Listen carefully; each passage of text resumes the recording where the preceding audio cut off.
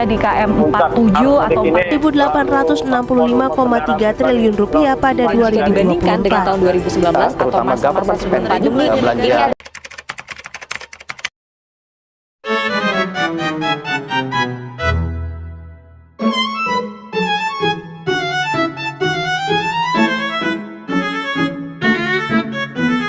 Assalamualaikum warahmatullahi wabarakatuh. Saya Tania Maulidia Syafinas dari kelas 11 A4. Di sini saya akan menjelaskan materi tentang kebijakan fiskal atau pajak. Seperti yang kalian lihat di video sebelumnya, di berita itu adalah kebijakan fiskal. Nah, setelah ini saya akan menjelaskan tentang apa itu kebijakan fiskal dan apa itu instrumennya, tujuannya, dan fungsinya. Stay tune terus ya video materi selanjutnya. Nah, di sini saya akan menjelaskan tentang apa sih itu kebijakan fiskal. Kebijakan fiskal adalah suatu kebijakan ekonomi yang dilakukan oleh pemerintah dalam pengelolaan uang suatu negara. Dari segi definisinya, pengertian kebijakan fiskal adalah kebijakan yang diambil pemerintah dalam menjaga pemasukan dan pengeluaran negara tetap stabil sehingga perekonomian itu bisa bertumbuh dengan baik. Menurut OJK, Otoritas Jasa Keuangan, fiskal ini kebijakan tentang perpajakan, penerimaan, utang piutang, dan belanja pemerintah dengan tujuan ekonomi tertentu. Selanjutnya ada tujuan fiskal untuk mengatasi pengangguran.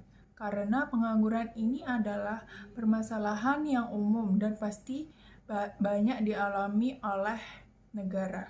Yang kedua, menjaga kestabilan harga supaya harga tidak terlalu rendah dan tidak terlalu tinggi. Karena pada dasarnya jika harga terlalu tinggi akan merugikan konsumen, jika harga terlalu rendah maka akan merugikan produsen.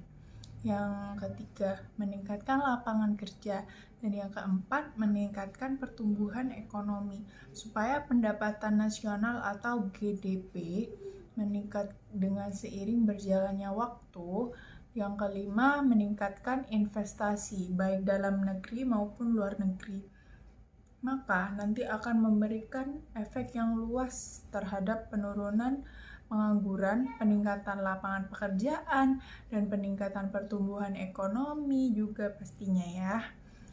Selanjutnya di sini saya akan mengasih tahu fungsi. Fungsi yang pertama ada fungsi alokasi, menentukan besarnya dana yang disisihkan untuk tujuan tertentu.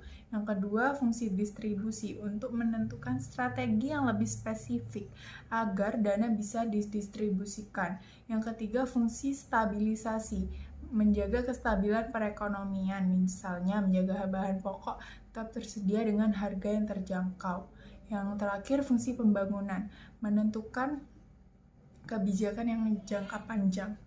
Selanjutnya, instrumen kebijakan fiskal. Yang pertama, pajak. Pemungutan pajak merupakan sarana untuk mengatur ekonomi pemerintah. Yang kedua, mengambil kebijakan menaikkan pajak, memperkuat kas pemerintah, dan memperbesar pengeluaran. Yang terakhir, menurunkan pajak, memberi kesempatan perusahaan untuk berinvestasi dan meningkatkan konsumsi masyarakat. Dan yang terakhir ada kebijakan anggaran, fiscal policy, kebijakan ekonomi yang ditetapkan oleh pemerintah terkait pemasukan dan pengeluaran pendapatan untuk memperbaiki kondisi ekonomi tertentu.